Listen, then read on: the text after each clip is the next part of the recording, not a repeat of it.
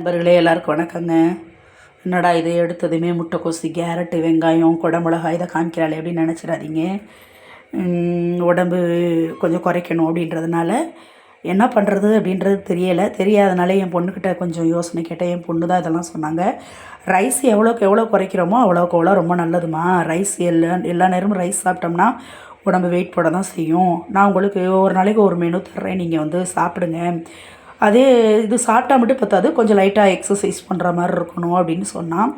அதனால தான் நண்பர்களே இது எடுத்திருக்கேன். முட்டைக்கோசு, கேரட்டு, ஒரு குடமிளகா, 3 வெங்காயம் நறுக்கி வச்சுருக்கேன். இது வந்து ஒரே நாள் கிடையாது, கொஞ்சம் கொஞ்சமாக எடுத்துக்குவேன். ஒரு 2 நாளைக்கு தகுந்த மாதிரி நான் எடுத்து வச்சுருக்கேன். இதை வந்து பாக்ஸில் போட்டு ஸ்டோர் பண்ணி வச்சுருவேன். அதனால் இப்போதைக்கு எனக்கு தேவையான அளவுக்கு, ஒரு ஆம்லேட்டுக்கு தேவையான அளவுக்கு, ஏன்னா இதெல்லாம் எதுக்கு வச்சுருக்கேன்னா ஒரு ஆம்லேட் போடுறதுக்கு தான்.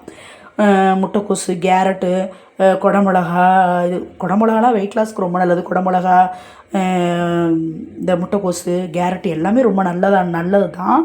ஆக இதிலையே முதல்ல வதக்கிக்கணும். நம்ம வந்து வெங்காயம், முட்டைக்கோசு, இந்த குடமிளகா எல்லாத்தையும் போட்டு வதக்கிக்கிட்டு அதுக்கப்புறம் ஒரு ஆம்லேட்டை, ஒரு 2 முட்டையை ஊற்றி கொஞ்சோண்டு ஜீரகமும் கொஞ்சோண்டு மல்லித்தலையும் தூவி கொஞ்சம் நேரம் உப்பு சாடுற அளவுக்கு, உப்பு தான் அதிலே போட்டு வதக்கிடுறோமே, வச்சுருந்துட்டு பிறகு நமக்கு ஆம்லேட் கொஞ்சம் நேரம் கழித்து ஒரு 2 செகண்ட் 3 செகண்ட் ஊறினா போதும், ஆம்லேட் போட்டுக்கலாம். கண்டிப்பாக இது ஹெல்த்தி ஃபுட்டு தான், எல்லாமே ஹெல்த்தி தான்.